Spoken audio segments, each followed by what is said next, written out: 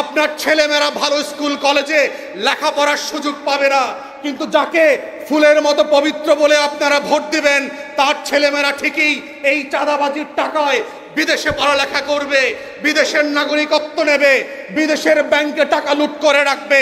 কিন্তু আমার আপনার এই রিক্সা চালক ভাইদের ভাগ্য পরিবর্তন হবে না, টং দোকানের চাওয়ালা ভাইয়ের ভাগ্য পরিবর্তন হবে না, আমার দিন মজুর ভাইয়ের ভাগ্য পরিবর্তন হবে না, আমার খেটে খাওয়া মানুষের ভাগ্য পরিবর্তন হবে না, আমার নদী ভাঙা মানুষের ভাগ্য পরিবর্তন হবে না, আমার কৃষকের ভাগ্য পরিবর্তন হবে না। অতএব আপনাদেরকে সিদ্ধান্ত নিতে হবে রাজধানীবাসী এবং বাংলাদেশের নাগরিকদেরকে, আপনারা কেমন বাংলাদেশ চান?